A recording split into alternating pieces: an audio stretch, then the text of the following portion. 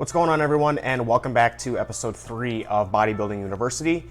Today I'm going to be covering the transition between a dieting phase or a cut into a bulking phase or an off-season or a growth phase, whatever you want to call it. We're going to talk about the transition from a cut into a bulk, and we're going to talk about why it's important to have a smooth transition, and then we're going to actually talk about how to go about doing that. So first things first, why is it important that we have a smooth transition from our dieting phase into our bulking phase? It's really common, especially for newer trainees, people who haven't been in this sport or this lifestyle very long, to have a really sloppy transition from their dieting phase into their bulking phase, which will typically tarnish the effort and kind of ruin some of the progress that they've made during their dieting phase. So for example, let's say somebody over the course of a diet has lost 20 pounds of body fat. If they have a rocky transition when they transition from their dieting phase into their gaining phase, they can easily put back on 5, 6, 7 pounds of that 20 pounds of body fat that they lost, and especially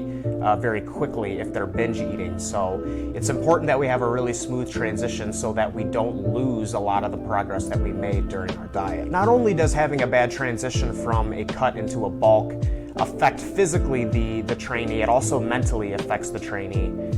Typically at the end of a diet, we'll see trainees are very satisfied with how their physique looks. You know, they've in some cases achieved a new level of leanness, they've never seen their abs before, they've never seen veins before, etc., etc.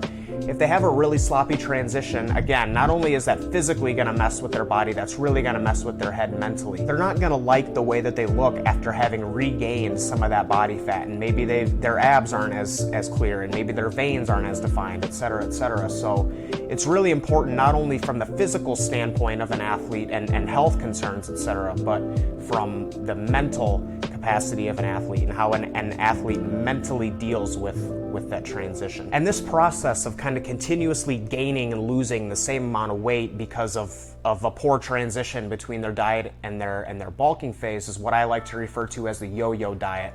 If we think of a yo-yo, it's constantly moving up and down, but it's never making any forward progress. That's how I would describe the dieting tactics of somebody who's constantly gaining 20 pounds and then losing 20 pounds, gaining 20, losing 20. They keep yo-yoing themselves up and down, where if they have a smooth transition between each phase, we can start to see that they're no longer yo-yoing up and down, they're actually making some linear progress and they're actually moving forward. So having an effective strategy for transitioning from your cutting phase into a bulking phase is going to allow you to skip the rebound phase. The rebound phase is what I like to call the phase where you're kind of transitioning again between a cut to a bulk, but your body is really susceptible to gaining weight at that point. So we may see, as I've mentioned before, some 5, 6, 7 pound weight gains if that transition isn't done properly. So we need to make sure that the transition is done smoothly and properly so that we can skip this rebound phase. By skipping this rebound phase, what we're able to do is we're able to commit longer to our off season or our bulking phase. And it's just a simple math equation. The more time that we spend in a caloric surplus or not in a caloric deficit, we can kind of hypothesize that at the end of the year, we're going to build more muscle than somebody who spent equal times in a surplus or a deficit, or maybe more time in a deficit than a surplus. So the first step of transitioning from a cut to a bulk effectively is we need to get rid of the diet fatigue. First things first, what is diet fatigue? So diet fatigue is what I would describe as accumulated habits and fatigue that has been built up over the course of a diet. Some examples of this typically are people who are drinking lots of diet soda or lots of zero sugar energy drinks. They're chewing a lot of sugar-free gum. They're eating a lot of excessive green vegetables. They're drinking 3 gallons of water a day. They're doing all of these things to try and mitigate the hunger that they're feeling from the diet. And anybody who's been in a contest prep or a prolonged diet for a long period of time knows that probably the most difficult thing that keeps you from cheating on your diet is the hunger. And so trainees will typically develop some habits of ways to dealing with that hunger that typically involve a lot of the things that I mentioned. It is really important not only for the physical standpoint of an athlete, but for the mental standpoint of an athlete that we get rid of those habits or at least bring down the frequency in which we're implementing them before we get into our bulking phase. So why are we doing this? If we do not manage that diet fatigue and we do not reduce it before we get into the bulking phase, What a trainee will typically find themselves in is a situation in which they are very, very hungry, and now they're kind of giving themselves the green light to eat more food. So that combination of those two things typically leads to overeating for a lot of people. They're very hungry and now they're allowing themselves to eat more food. A lot of people don't have the self-discipline to kind of cap off what they're eating. So it's really important that we get rid of all of those diet fatigue symptoms before we get into the bulking phase, which is just going to help us commit to that bulking phase longer. It's going to stop us from binging and cheating on the diet and getting lots of weight gain very, very rapidly. And we're going to be able to spend more time in our bulking phase because of that. We just really need to manage those diet fatigue factors before we get into a surplus. It kind of becomes a scenario where the athlete doesn't really know what to do with themselves, and their urges and their cravings are so high that they can't control them. So if as a coach or a trainer, if you can help that person kind of get over those things before they get into the bulking phase, the results of that bulking phase are going to be a lot better. If you are somebody who has just competed and you're very, very, very lean, your diet fatigue is going to be high. In a situation like that, I don't recommend you spend time holding your body weight and kind of getting rid of that diet fatigue. What you need to do in the situation post-show is you need to get some body weight and you need to get some body fat back on you very quickly to kind of get your body back into a healthy level, because when you're that level of leanness, you are not healthy at all. Let's not misconstrue things here. So we need to get some body fat back on the athlete very fast so that we can kind of get their body set back to a more healthy and normal state. That is the only caveat to this specific step, is someone who has extreme amounts of diet fatigue and has achieved extreme levels of leanness. It's really important for that person that you get some body fat back on their body very, very fast. The next step, once we've cleared all of those diet fatigue markers, is we need to slowly start to introduce food. We need the increase in calories for our body weight to start to increase and to put ourselves into a caloric surplus so that we can actually start building muscle. But I want to emphasize that it's really important that we get those calories from good, nutritious, clean foods, preferably the foods that you've been using during your dieting phase.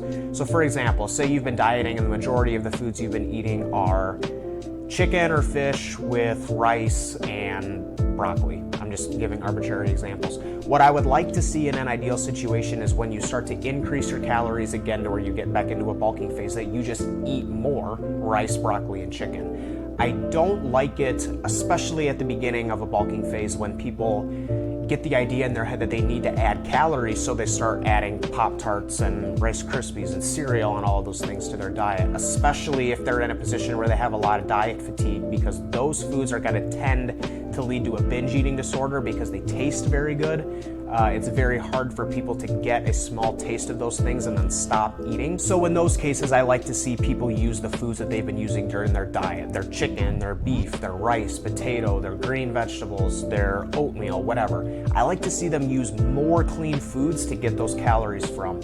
Not only is that going to be healthier for the body, it's going to help stave off those cravings and that hunger that you're experiencing at that point, and it's also going to keep your digestion better, assuming that you're choosing foods during your dieting phase that are digesting well with you.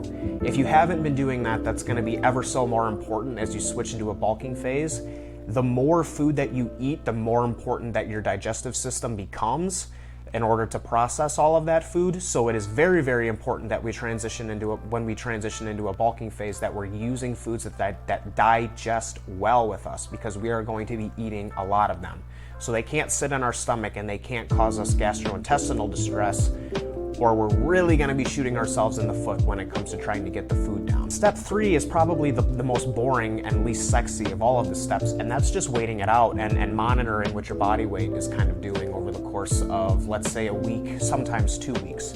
So for example, let's say you finish your diet at 2,500 calories per day. As you transition into your bulking phase, you're now eating 3,000. What I would do is I would eat 3,000 calories a day for 7 days. I would monitor what your weight is doing based off of the scale trend over those 7 to 14 days. It's important that I mention, when you're gaining weight, that we need to kind of keep body weight gain to a slow and steady rate. We cannot be gaining weight very excessively. What we'll see with people that are gaining weight very, very rapidly is that a significant portion of the weight that they're gaining is just pure body fat. Really, really important to understand that no matter how many drugs you're taking, how much protein you're eating, etc., our human body has biological limitations. It can only create so much muscle so fast, which means that we should realistically only be in so much of a caloric surplus that will maximize that amount of muscle building. More food does not mean more muscle. More food typically leads to more fat gain. So what we're typically looking for when we're looking at body weight increases is we're looking for somewhere around 1% of body weight gain per month. Just to kind of give you guys a general idea, if somebody is 200 pounds, 1% of their body weight would be 2 pounds. So 2 pounds per month would be, according to literature, the maximum in which you would want to push that before you start seeing a poor return on your investment in terms of the muscle that you're getting for the food that you're eating compared to the fat gain that you're putting on. So while it is important that we're monitoring our weight and that our weight is increasing, it's important that we understand that we shouldn't be forcing it 5-10 pounds per month. We should be looking at roughly 1% of body weight gain per month, maybe sometimes a little bit more, maybe sometimes a little bit less, depending on the phase that you're in. If you're working with a coach or a trainer, they should be able to manipulate your nutrition up and down based off of the phase that you're on. So that may be something that you don't have to worry about too much. If you're coaching yourself, you are gonna have to keep a close eye on what your body weight is doing and what your caloric intake is so that you can kind of match those things to get your weight moving in the direction that you want it to move. And the final step is just to adjust accordingly. If you're eating 3,000 calories for a week and your weight isn't moving, you may need to add another 200 to 250 calories. If you're eating 3,000 calories per week and your weight is jumping 1.5 pounds per week, you may need to drop back a couple hundred calories to kind of slow that rate of gain down. This is very, very simple. It just requires a lot of patience, which most people don't have, unfortunately, especially after a diet. They're very, very hungry. They're very, very impatient. They want to grow. They want to gain weight again. And so that typically lends to people just really pushing the gas a lot harder than what they need to. This transitioning phase between a cut and a bulk needs to be really slow and really methodical, or you're really priming yourself to put on a lot of body fat if you aren't taking it slow and methodical. So it's really important that you're very patient during this process and you just adjust accordingly. Maybe if your body weight, say again, you're eating 3,000 calories and your body weight is climbing 3/4 pound per week, what I would do if I were working with somebody in that situation is I like to live by the rule, if it ain't broke, don't fix it. If the body is doing what I want it to do when I make a diet change, I typically won't make any adjustments until it stops doing what I want it to do. If I make a caloric increase of say 250 calories and my weight starts to move, I'm not gonna add another 200 calories the next week. I'm gonna ride out that 250 calorie increase until it stops to work, and then I'll just repeat that process and add another 250 calories. By being really patient and doing things slow and methodically this way, you're really gonna maximize the amount of muscle that you can build by being in a surplus, but you're gonna minimize the amount of fat gain that you're going to accrue because you're not in such a high caloric surplus that you're just getting fatter and fatter and fatter. Your nutrient partitioning is gonna stay pretty good. You're gonna stay pretty insulin sensitive, and you're gonna be able, as long as the caloric increases are slow and gradual, you're gonna kind of coax your body into learning to deal with that. And I personally think that you can kind of train your metabolism to be able to handle more food so that you can stay leaner as you're gaining weight. So let's wrap this up. Let's talk about the major points here. It's really important to have an effective transition from a cutting phase to a bulking phase, because if we don't, what we tend to see is a lot of people will erase some of the progress that they've made during their dieting phase. Not only that, by having a really sloppy transition, it's going to cut down the amount of time that they could be in a caloric surplus. So say, for example, if somebody was transitioning from a diet and they did everything perfectly, they could be in a caloric surplus for 8 months before they need to start dieting again. If they have a sloppy transition, that 8-month bulk phase may drop down to a 6-month bulk phase or a 5-month bulk phase. You may be telling yourself that that's only 2 or 3 months, But if you look at the course of 3 months, you may be able to gain 1 to 2 pounds of muscle over the course of those 3 months, maybe 3 to 5 if you're an enhanced athlete. And that multiplied over the course of every year, let's say every year you're leaving 3 pounds of muscle gain on the table because you're transitioning poorly from your diet to your bulk. Over the course of a couple years, you're looking at 10, 12, 15 pounds of muscle that you do not have because you improperly transitioned from your cutting phase to your bulking phase. So in a short window of time, this doesn't really seem to be too big of a deal. When this is multiplied over a 5, 8, 10-year career of a competitive physique athlete, this leaves a lot of muscle mass on the table. Removing the diet fatigue before we start the bulking phase is paramount to making sure that the athlete can commit to the bulking phase without cheating on their diet, without pushing things too hard, and without getting too fat too quick. Not only is this going to be important physically, but it's going to be important mentally. If an athlete can start a bulking phase with minimal cravings, minimal hunger, then they're going to be able to commit to that phase for longer, and they're going to be able to be slower and more methodical during it, which is going to give them the same amount of muscle mass with less body fat gain, which is just going to lead to a better finished product in their next upcoming season. Whether they're competing the next year, they're competing 2 years from now, it doesn't really matter. We really need to keep in mind that every pound of body fat that you eventually gain, if you're going to compete, you will have to lose that body fat eventually.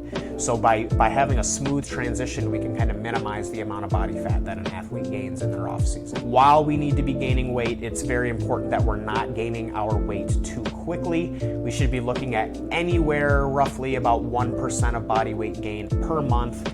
In some certain scenarios that could be higher, in some certain scenarios that could be lower. But if we're looking at kind of a grand scheme of things, we're really looking at about 1% body weight gain per month as a maximum limit before we start putting on disproportional amounts of body fat compared to the muscle mass that we're gaining. As always, guys, thank you for watching. If you have any questions, feel free to leave them in the comments or hit me on a DM or a message, whether that's on YouTube or Instagram. My next Bodybuilding University topic will cover the exact opposite of this, and we're going to talk about transitioning from a bulking phase down to a cutting phase. So we're going to kind of take this and spin it on its head in our next one, and we're going to kind of look at the exact opposite scenario. Thanks again for watching, guys, and as always, take care.